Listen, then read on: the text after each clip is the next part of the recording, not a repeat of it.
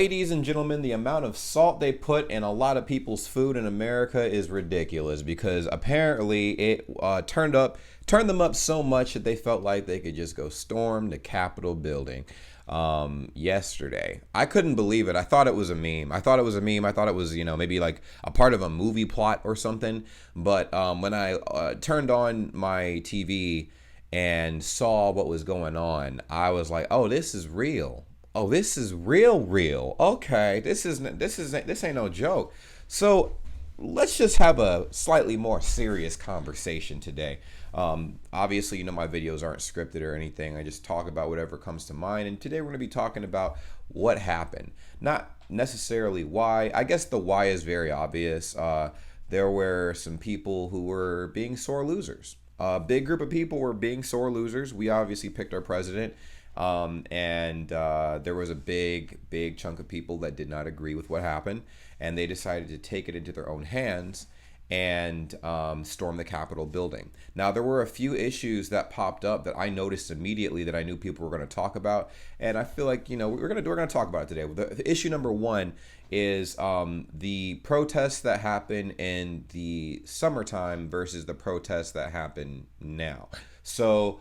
Yes, I knew it from the jump. Obviously, when there was the whole BLM protests and for George Floyd and everything, there was a lot of police, a lot of security. There was a lot of rioting as well. That kind of sparked from that whole thing. But the whole simple synopsis is that there were far more authorities involved, none of which, or very few of which, were willing to help the people who are partaking in exercising their First Amendment right. Now, for this particular incident,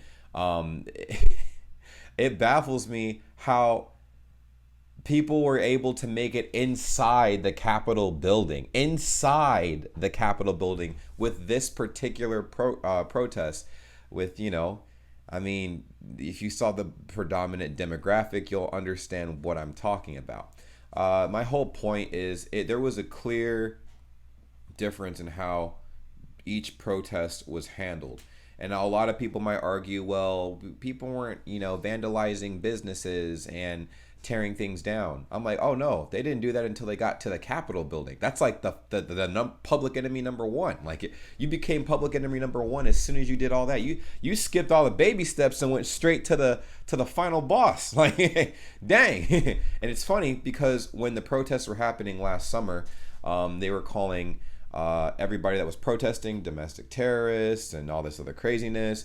But now that the protesters are being labeled the same thing after storming the Capitol building, they're offended. So it's very interesting. Now to add more fuel to the fire as far as this entire topic goes, I mean, if we were planning on traveling overseas, now might be the time. Unfortunately, the pandemic has us sandwiched in where we are right now. So I can't even take my vacation to Germany. That's where I want to go. And practice my skills and kind of just take a escape from America for a little bit and just indulge myself in a different culture for once, a culture that I'm very invested in. Now, it's funny to see other countries react to what's going on here because listen. If you guys are watching and you've watched the video up to this point, I need you guys to comment down below. How does America look in you guys' eyes right now? How has America looked for the last 4 years? I'm curious. I want to see these comments because I have had my own opinion of how we look as a country to other people, like how we've been carrying ourselves, how we've been, just portraying ourselves as a country to other people. We can't act all big and bad and turn around and do things like this. Like what? I mean, it's crazy. It is crazy. Now, two wrongs don't make a right. I agree. Like the protests that happened last summer, it shouldn't have gotten to the point of rioting, And I agree with the protests, and what it stood for, but I don't support the rioting. I don't. In both cases, right? Like, bro, why you gotta riot? Why you gotta tear stuff apart? Why do you gotta storm the Capitol building and wreak havoc and actually expect that to change anything? I mean, changing something through fear is definitely not going to work, you know. But anyways, you know, further diving into this entire thing, you guys may or may not have heard. It's been all over the news, and I thought it was interesting, and it kind of opened up another interesting little thing for me. When the protests started, and especially when the election started with Trump and everything, um, he said some things that all of the media disagreed with. Everybody disagreed with, of course, and you know, the head of a lot of big media companies, it's run by people who think very similarly. So and because of that, I mean, to ensure a safe transition of power to our new president, Mark Zuckerberg just announced today that he will be locking and pretty much banning Trump from Facebook, from Instagram, things of that nature. So he can't tweet, he can't influence anybody because his influence is very strong.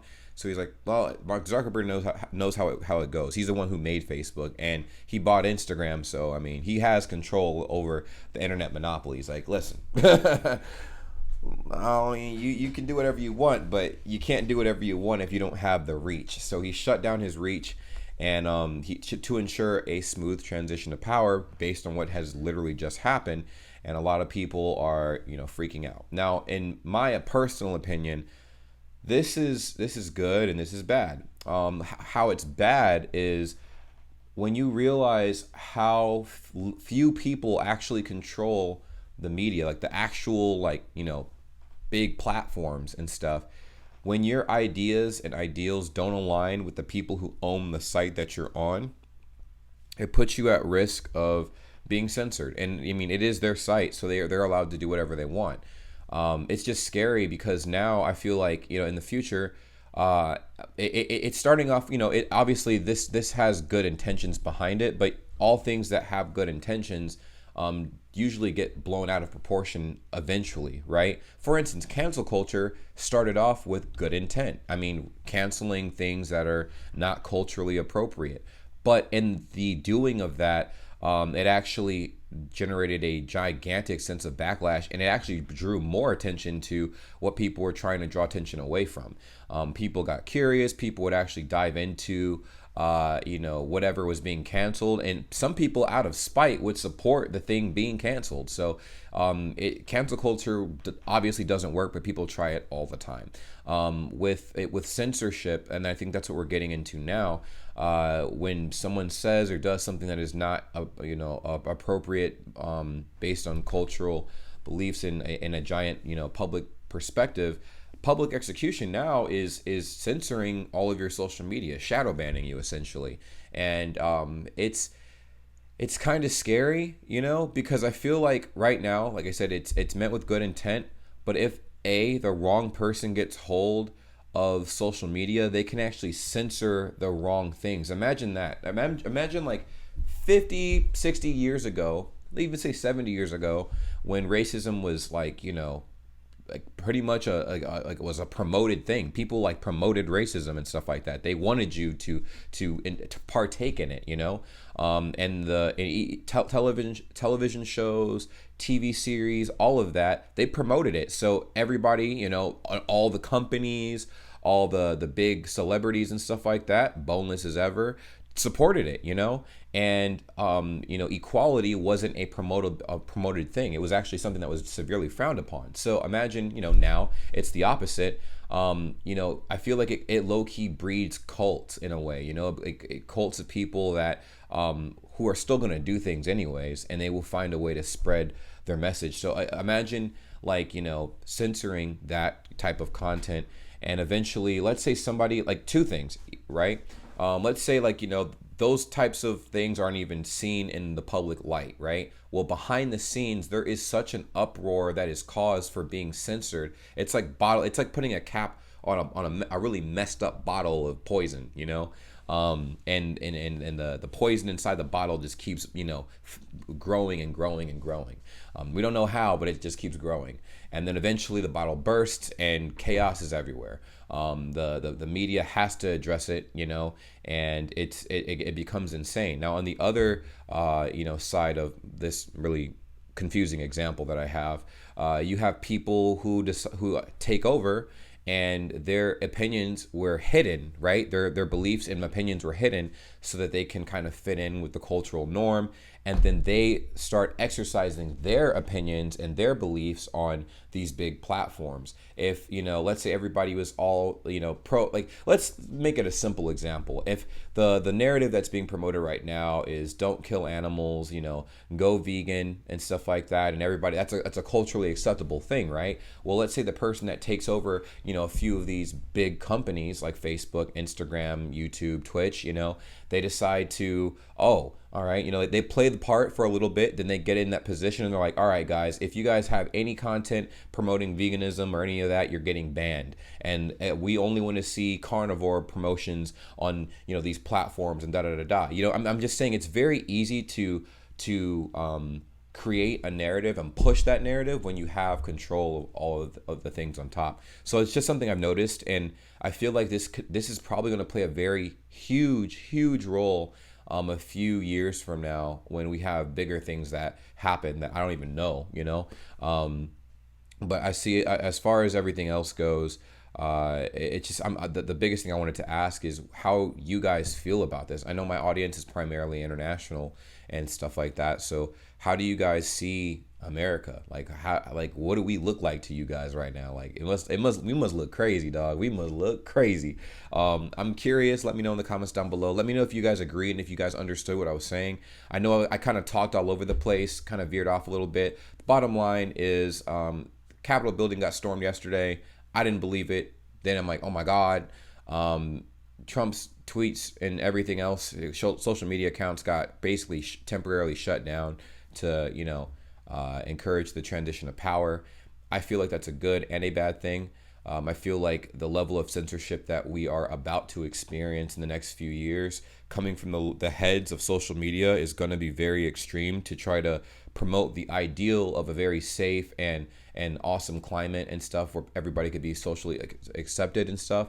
But it actually creates a climate where people are too afraid to speak their minds. So even if the opinion that you carry is very unpopular, I feel like it should still be out there, so everybody has an equal chance to express themselves. Yes, there are going to be people that support one opinion over another, and that's fine, but I feel like having the ability to have a free speech, no matter how disagreeable it might be, I feel like that's fair at the very least, right? I mean, because imagine only hearing one side of a story. It's like, so-and-so punched me in the face and he's obviously in the wrong, but you don't know the other side of the story, which is, I was, throwing eggs on this person's mom's house.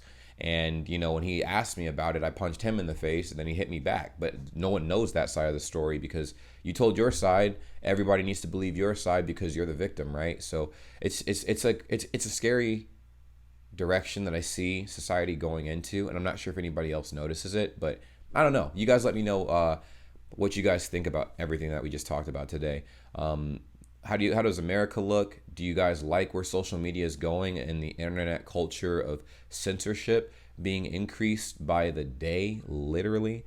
Let me know, and I will talk to you guys later. Take care. It's been an honor and a privilege talking to you guys. Peace. Well, what a pleasure it is to see all of your beautiful faces at the end of this lovely video. Subscribe if you haven't already. I'm sure you know, as I've mentioned in the past, we do have a Discord that's linked in the description down below, and we would love to have you a part of the world's greatest community ever, Bray Gang. Yes, if you've made it to this point in the video, you're officially a part of the community. So go ahead, join the Discord server. Link is in the description down below. And we also have other social media as well, like Instagram, Twitter. We're live. We go live on Twitch quite often as well. So it would behoove you to, go ahead and subscribe to the Twitch channel at twitch.tv/JamesBrayGang. Join the cause and be a part of the greatest, literally the greatest community ever. Okay, it's simple. Just go ahead and do those little things. We're trying to grow on all these little platforms and everything, and it really means a lot. Now, I know you guys stumbled up across the channel and you're like, what does this guy post? Like, what kind of content does he post? Reactions, vlogs, pretty much whatever comes to my mind. All right, it's random content. I don't know what I'm gonna be posting 10 years from now, but I do know that you can stick along for the journey, and it really means a lot. Now, for every single person that subscribes and follows all of the accounts that I have made, and all the links will be in the description down below, that's an automatic entry for any future giveaways I decide to have. I'll remind you when the giveaways take place, but you'll be surprised what I will be giving away because you guys have supported me so much up to this point, and it's only right that I do the same thing back. Thank you guys so much for being amazing, and I will see you in the next video. Take care. Peace.